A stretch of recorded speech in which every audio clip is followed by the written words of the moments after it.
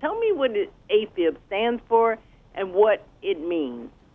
So what atrial fibrillation stands for is atrial fibrillation.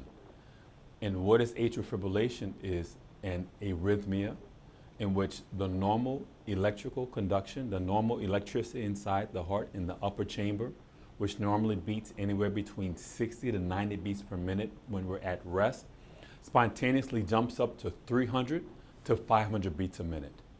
Atrial fibrillation is the most common arrhythmia in the United States.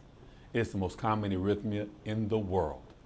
And it's projected that in the next 10 years, that up to 32% increase in the number of patients who have atrial fibrillation.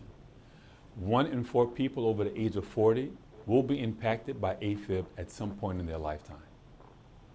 If you're impacted just intermittently, just say you drink coffee. When I drink coffee, my whole body stimulates. I'm very, very with anything that stimulates you. Is that okay? Are you talking about that brief stimulation that's okay, but long-term stimulation, that's a problem? Yes, ma'am. And so, what you just described is, to be candid, speed bleeds into kind of a fundamental point about atrial fibrillation. AFib, if left untreated, will progress. So there's some patients who may have 30 seconds of AFib here and there. But again, if left untreated, that will be 30 seconds today, maybe 30 minutes 6 months from now, an hour, and it will continue to progress if left untreated. Why is that important? Is that if AFib is left untreated, in the vast majority of people, not only will you have a progression of your symptoms, which we can talk about in a little bit, but also there are other clinical conditions which are life-threatening. Untreated AFib has a 5 times higher risk of heart failure, a 2.4 times higher risk for stroke, and a 2 times higher risk of sudden cardiac death. And atrial fibrillation, again, if left untreated, remember it's a progressive disease, will also increase your risk for dementia as well. Okay, everything's tied to dementia these days. Why is it so important to diagnose if you have AFib, and how is it treated?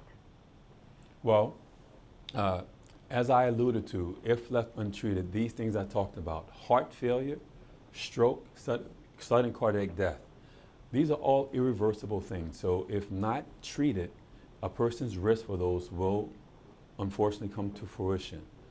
The manner in which AFib is treated is typically with medications, something called antiarrhythmics, and sometimes treated with blood thinners. However, there is also a procedure called catheter ablation. And what a catheter ablation is, it is a minimally invasive procedure, oftentimes done as an outpatient, in which it's a procedure that's designed to isolate the abnormal electrical signals that is triggering AFib from the normal conduction system of the heart. And by doing that, it allows the normal system to kind of take over and keep you and maintain you in a normal rhythm. It is a safe and effective procedure. However, like all procedures, there are some risks affiliated with it that patients can discuss those with their doctor. Dr. Dietrich Clark, I want my audience to know that you're board certified by the American Board of Internal Medicine. You practice internal medicine and general cardiology. So thank you so much for that information. As a doctor, are you seeing more or less people with AFib? Well, we're seeing more people with AFib. One of the biggest drivers of AFib is as we age. So as our population ages, the risk of AFib ages. Matter of fact, the elderly is one of the fastest growing groups of AFib because we're living longer. So in my practice, we're seeing more and more patients with atrial fibrillation. The benefit of these type of programs is that we want to make patients aware of AFib. Let's just talk about 2 seconds about the symptoms. Symptoms such as palpitations, heart fluttering, dizziness, lightheadedness, anxiety, symptoms of I'm just feeling like I'm slowing down. These are all symptoms of atrial fibrillation. And when patients have these type of symptoms, it is vital that they talk with their physician to be evaluated for atrial fibrillation. Is there a place online where people can further identify any symptoms and what they should do and how they should do it? Absolutely. So Johnson & Johnson has a website called Get Smart About Atrial Fibrillation. Again, that website is called GetSmartAboutAfib.com. And on that website, there's a vast array of comprehensive patient resources to learn about atrial fibrillation, symptoms, and signs. And on that specific website, you can discover if you are a candidate for catheter ablation, and even you can discover if there's an electrophysiologist in your region that you can try to reach out to and learn more about your options.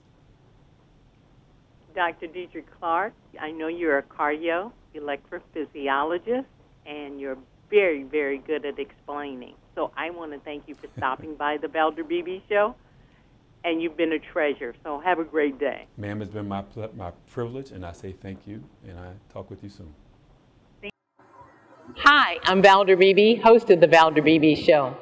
We have over 1,000 videos on ValderBeebeShow.com and YouTube.com/ValderBeebe Show. We upload new videos daily.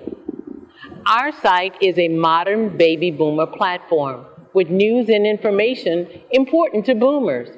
Subscribe to YouTube.com/ValderBeebe Show and stay connected as I interview the world's most fascinating people.